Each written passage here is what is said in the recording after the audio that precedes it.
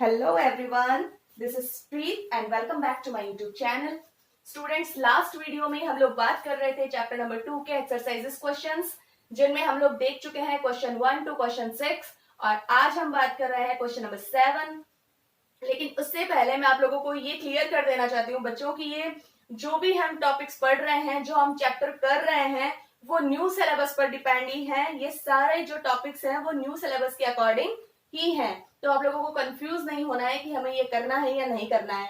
और दूसरी बात ये है कि जो ये सिलेबस है वो उनमें इतना कुछ कंफ्यूज होने वाली बात ही नहीं है कि ऐसा तो है नहीं कि किसी चैप्टर में से कोई टॉपिक डिलीट हुआ है या कोई क्वेश्चन डिलीट हुआ है, बल्कि पूरे चैप्टर ही डिलीट हुए हैं। कुछ एक चैप्टर ऐसे हैं जो आपके पूरे ही हटा दिए गए हैं सिलेबस में से। पहले आपके लगभग 16 चैप्टर थे, इस बार आपके 13 चैप्टर कर दिए गए हैं। ठीक है, तो पूरे चैप्टर ही डिलीट कर दिए गए हैं, तो ज्यादा कंफ्यूज होने की बात नहीं है। चलो let's start. Question number 7, Why does distilled water not conduct electricity whereas rain water does? जो डिस्टिल्ड वाटर है वो इलेक्ट्रिसिटी कंडक्ट नहीं करता, जबकि जो रेन वाटर है वो करता है। तो बच्चों डिस्टिल्ड वाटर का मतलब जो होता है वो होता है प्योर वाटर, ऐसा वाटर जिनके अंदर कुछ भी मिक्स्ड नहीं होता, केवल वो प्योर वाटर होता है। तो वाटर होगा तो पता है कि न्यूट्रल होगा।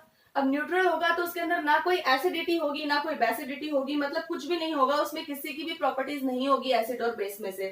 तो अगर किसी की प्रॉपर्टी नहीं होगी तो इलेक्ट्रिसिटी वो कंडक्ट करेगा ही नहीं, क्योंकि इलेक्ट्रिसिटी कंडक्ट करते हैं एसिड्स जिनमें आयन जो है रिलीज होते हैं, H पॉजिटिव आयन रिलीज होते हैं।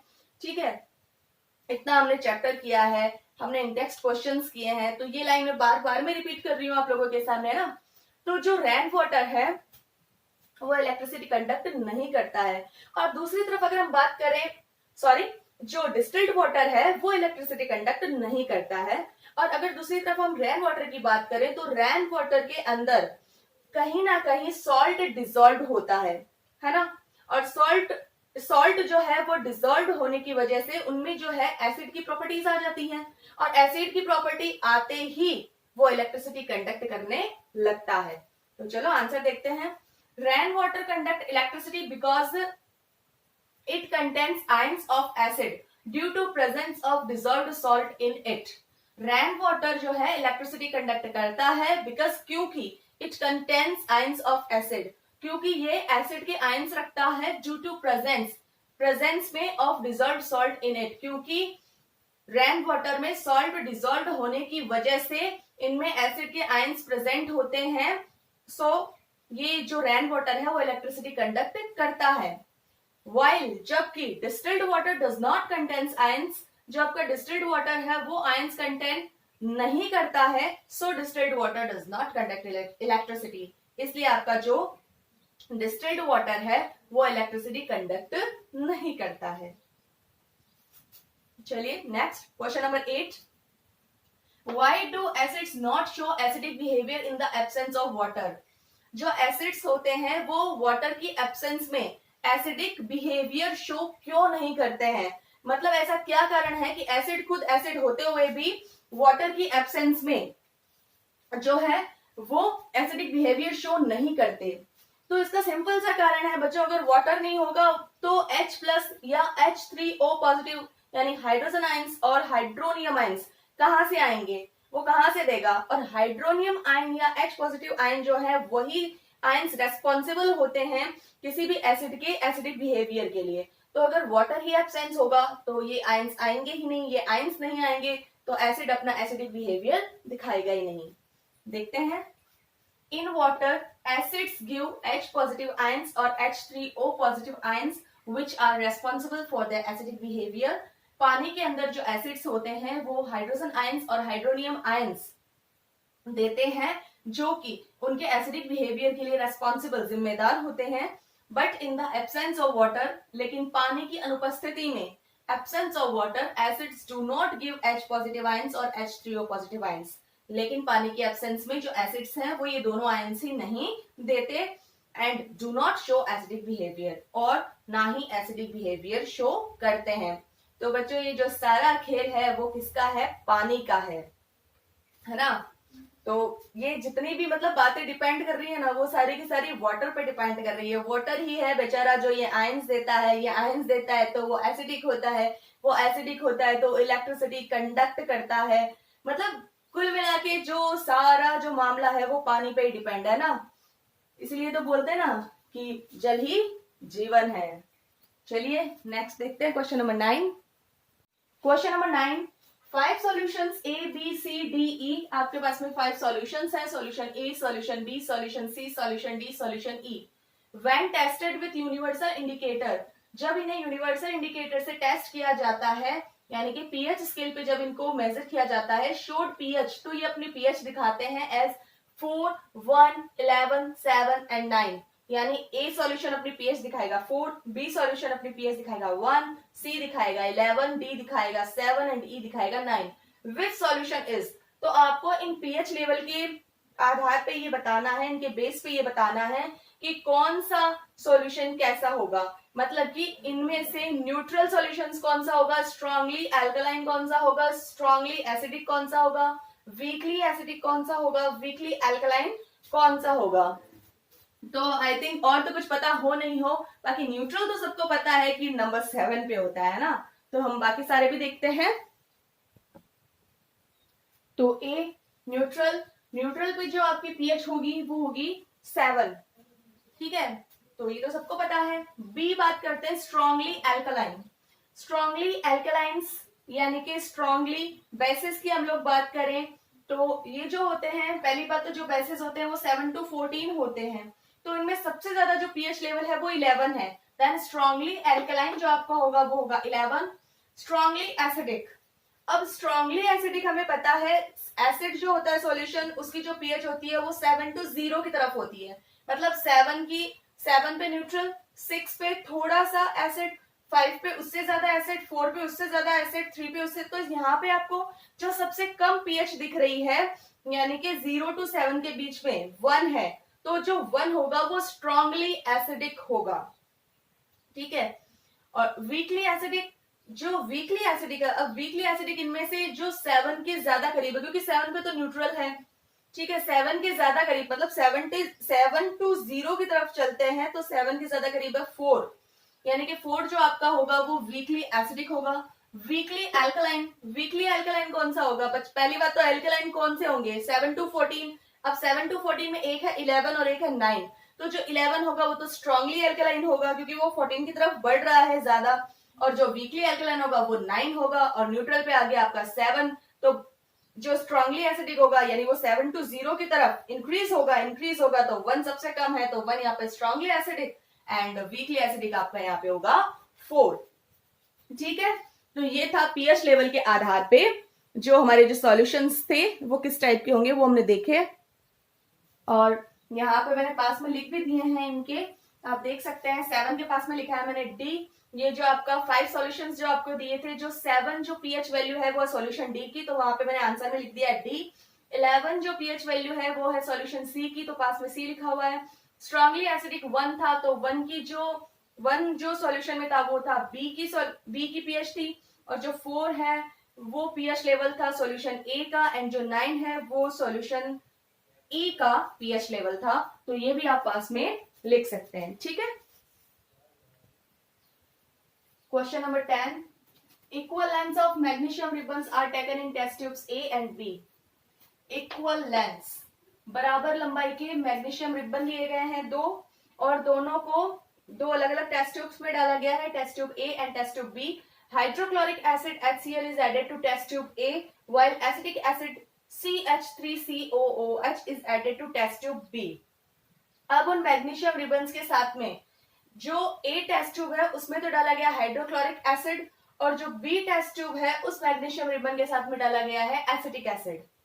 Amount and concentration taken for both the acids are same, और जो HCl और CH3COOH ये दोनों एसिड्स हैं, इन दोनों की जो अमाउंट और कंसंट्रेशन है वो दोनों की सेम रखी गई है।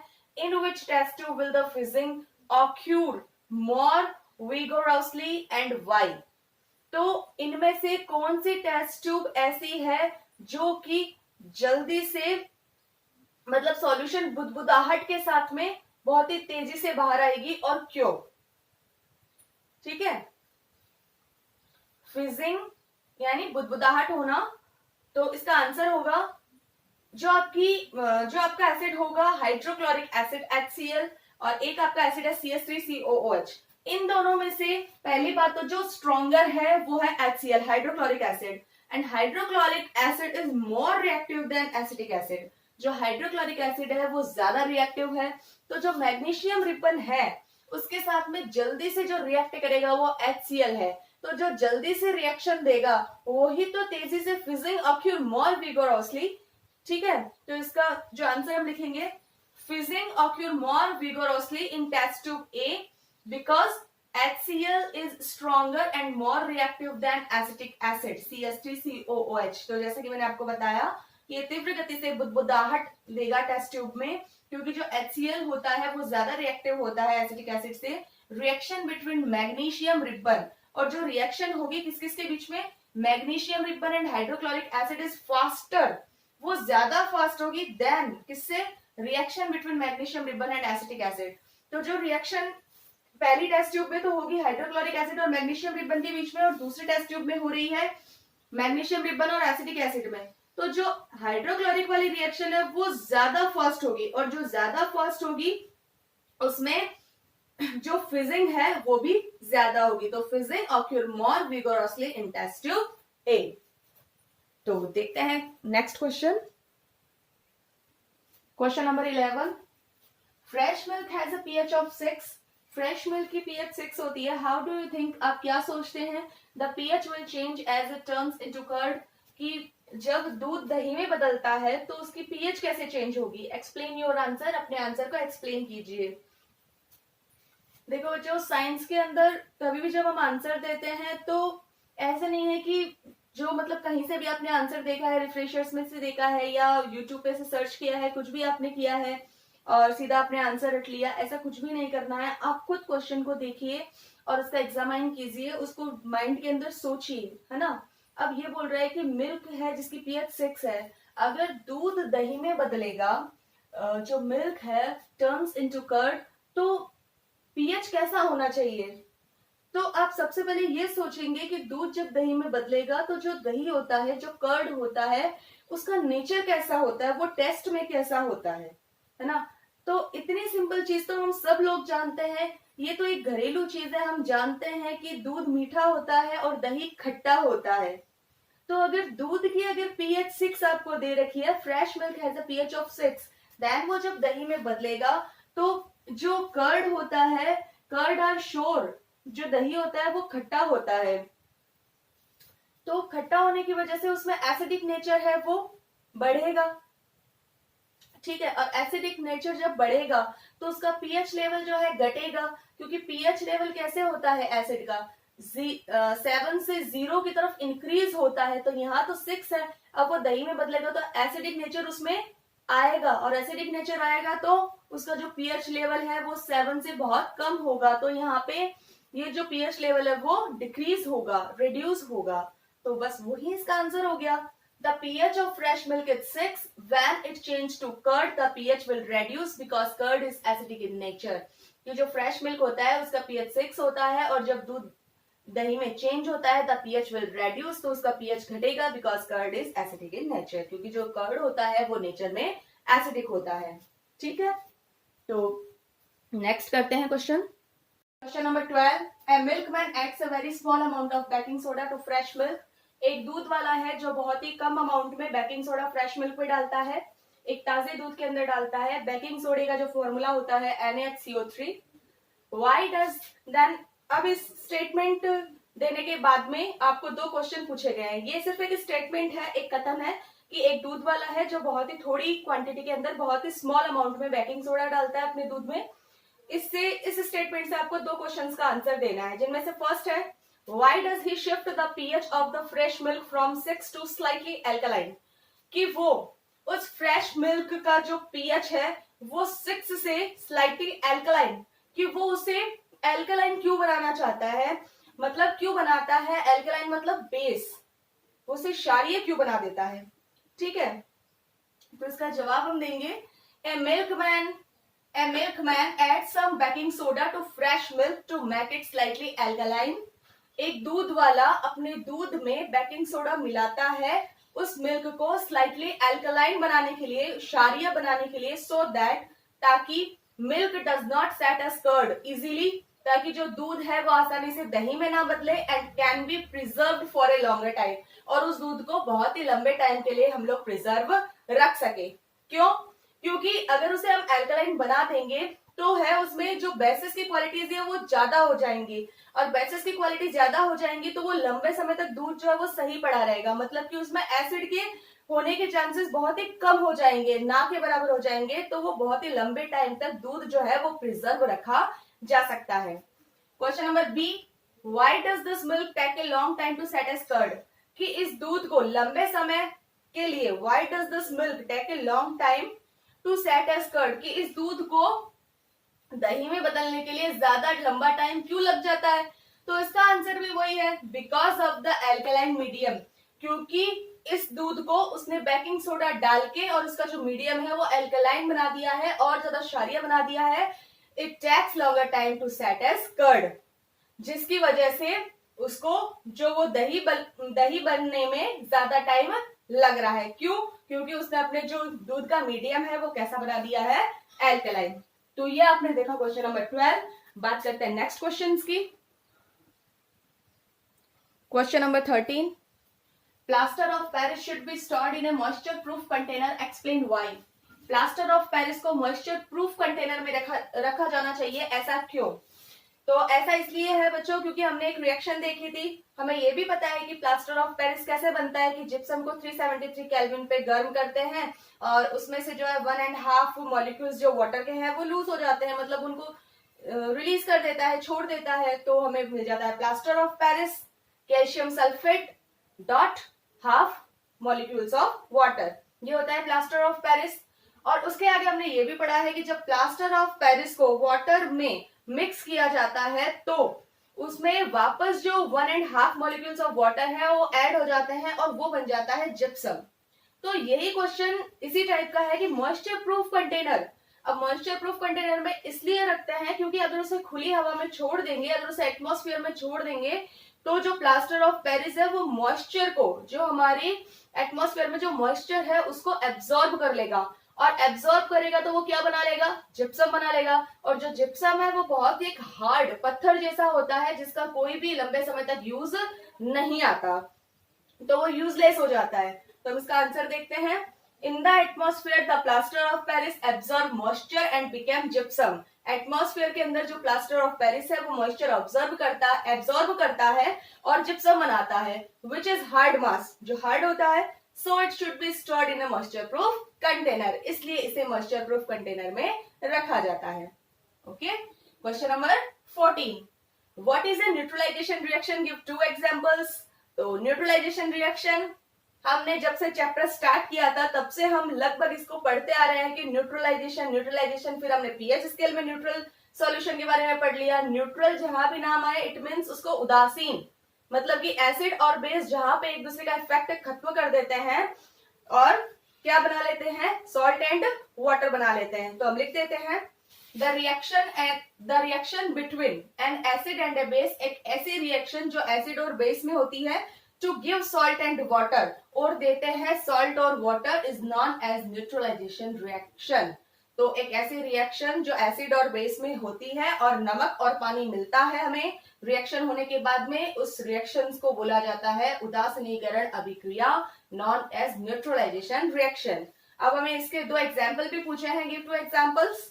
तो एक एग्जाम्पल हमने लिया है NaOH सोडियम हाइड्रोक्साइड, साथ में हाइड्रोक्लोरिक एसिड, एक्वेटिक फॉर्म में है दोनों, ये दोनों आपस में रिएक्ट करेंगे और बनाएंगे सोडियम क्लोराइड जो कि साल्ट है, जिसको हम बोलते हैं सॉल्ट का जो कॉमन नेम है वो, मतलब सॉल्ट का जो ये जो फॉर्मूला होता है वो होता है NaCl, और NaCl का अगर हमें कॉमन नेम पूछे तो क्या है? नमक, सॉल्ट। तो NaCl plus H2O। दूसरा एग्जाम्पल हम देखते हैं, जब हम सोडियम हाइड्रोक्साइड के साथ में H2SO4 सल्फ्यूरिक एसिड मिलाते हैं तो हमें मिलता है Na2SO4, it mean sodium sulphate, और साथ में वाटर। तो ये हमने देखी न्यूट्रलाइजेशन रिएक्शन और इसके 2 एग्जाम्पल्स। और अब हम नेक्स्ट देखेंगे जो हमारा आज के चैप्टर का लास्ट क्वेश्चन है, question number 15। Question number 15, give two important uses of washing soda and baking soda. Washing soda और बेकिंग सोडा के दो इंपॉर्टेंट यूजेस बताइए। तो इनके बारे में भी हम लास्ट वीडियोस में डिस्कस कर चुके हैं। जब मैं आपको ये चैप्टर समझा रही थी उस टाइम मैंने नोट्स में आपको ये सारे, और दो दो नहीं बल्कि दो दो से कहीं ज्यादा मैंने आपको ये इनके यूजेस बता दिए हैं, जिनमें से यहाँ पे मैं आपको वापस अगेन रिपीट कर रही हूँ, दो दो एग्जाम्पल इनके बता रही हूँ। ठीक है, uses of washing soda, it is used for removing permanent hardness of water. इसका यूज किया जाता है पानी की कठोरता को परमानेंटली रिमूव करने में, यानी कि रिमूविंग परमानेंट, हमेशा के लिए, हार्डनेस ऑफ वाटर, पानी की कठोरता को। It is used in the manufacture of sodium compound such as borax. और इसका यूज किया जाता है सोडियम के कंपाउंड बनाने में, जैसे कि बोरेक्स। तो जो ये बोरेक्स है वो एक सोडियम का कंपाउंड है जो वॉशिंग सोडा के यूज से बनाया जाता है। Next, uses of baking soda, it is used for making baking powder. सबसे इंपॉर्टेंट यूज है कि बेकिंग सोडा से जो है बेकिंग पाउडर बनाया जाता है। और सेकंड यूज इसका है, it is used in indigestion as an antacid. और इसका और इंपॉर्टेंट यूज किया जाता है इंडाइजेशन में, जब हमारा स्टमक ज्यादा HCl की क्वांटिटी जो है प्रोड्यूस कर देता है, तो उस कंडीशन में इंडाइजेशन हो जाता है, तो हमें एंटासिड के रूप में बेकिंग सोडा लेना रहता है, जो हमारी जो ये इंडाइजेशन वाली कंडीशन है उसको कम करता है और हमें रिलीफ देता है। तो ये थे आज के चैप्टर नंबर 2 के एक्सरसाइजेस क्वेश्चन जो हमने आज कंप्लीट कर लिए हैं। और अब जो हमारे नेक्स्ट वीडियोस आएंगे उनमें हम देखेंगे चैप्टर नंबर 3। आज के लिए बस इतना ही। अगर मेरा वीडियो आप लोगों को अच्छा लग रहा है तो ज्यादा से ज्यादा शेयर करें, लाइक करें, सब्सक्राइब करें एंड बेल आइकन प्रेस करना ना भूलें। Thank you.